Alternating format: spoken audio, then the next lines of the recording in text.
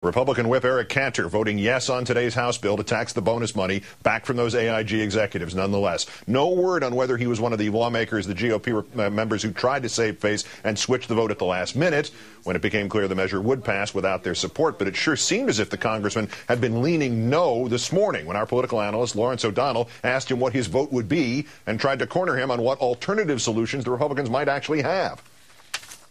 Are you going to vote for the tax seizure bill? Listen, I am for whatever we can do right now to get that money back into the Treasury. You're going to vote for it today. There's a vote today. You're going to vote for it today? And, well, I'm going to, we've got two bills coming to the floor today. There's a sense of Congress which says that we ought to take a look at all of this. I mean, why are we here to begin with? Do you not know how you're going to vote on Charlie Rangel's tax bill today? It is terrible tax policy, but I'm telling you one thing. I want to get those bonus payments back in. I think I heard a no. Was that a no? I'm going to get those bonus payments back in because, you know. How are you going to do it? How are you going to get that money back? Well, first of all, we put in, there was an announcement of a bill yesterday which directs Treasury Secretary Geithner to come out with how he's going to get it back in. I mean, how in the world? Oh, so you're going to say, Tim, could you please get it back? Well, I don't know how. Could you please do it? I mean, we all know that he approved the second tranche of the TARP money that went to pay these bonuses. But you don't have an idea. What you're telling us today, we have no idea how to get the money back. We'd like to ask the Treasury Secretary to do it. We will not vote for Charlie Rangel's tax proposal to get the money back.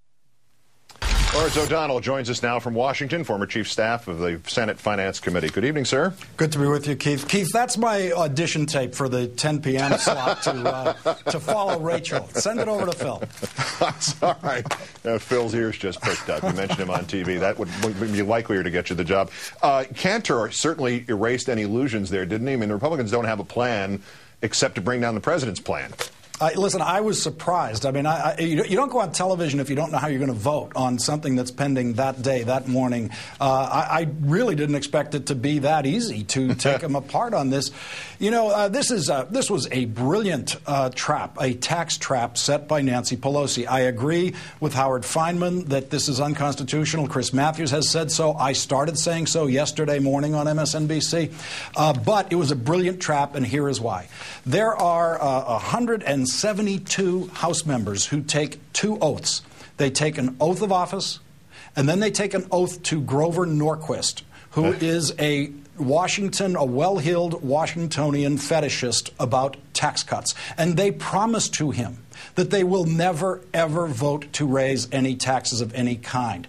And half of them violated that promise, including Eric Cantor, who, it turns out, voted to do something today he said and promised his electorate he would never do, promised Grover Norquist he would never do. He voted for the biggest marginal tax rate increase in history, to take the top tax rate from 35% to 90%. We've never seen a vote like it.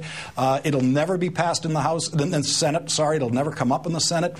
Nancy Pelosi trapped all those Republicans into voting for a huge tax increase. And the response from the right-wing media machine, going from Drudge to Fixed News, many stops in between, is now reduced to quoting a very bright, very energetic basketball coach out of context and hiding behind him as the front for their purported rage. Again, is this the best they can do? I guess it is. Look, there was a good argument to make. Make Howard Feynman's argument against this and vote against it. Stick to your principle if you have one. I mean, what Eric Cantor revealed today is that he and half of his Republican delegation in the House have absolutely no principle on the matter of tax increases, none whatsoever. Remember, these are the very same people who tell you that the country will be destroyed if the top tax rate slips up another 4 points, like the way it was under Bill Clinton. If it goes from 35, where it is now, up to the high 30s, that would be a disaster. But today, they voted to take it from 35 to 90. What about the fact that the Republican policies of deregulation precisely got this economy into this mess in the first place. And as we heard, the AIG bonuses in particular were approved under the Bush administration. They were in the documents that the last administration signed. Exactly. And there is, as you said, this amnesia and this pretending that it's all started after January 20th. And you know, this stuff that they're doing with Tim Geithner, where you have John Boehner saying, you know, he's on thin ice. You have other Republicans saying, you know, he should resign.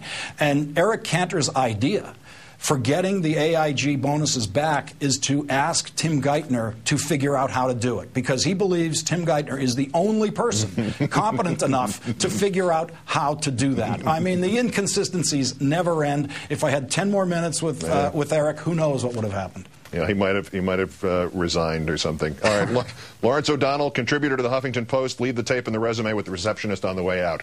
Thanks. Thank you, sir.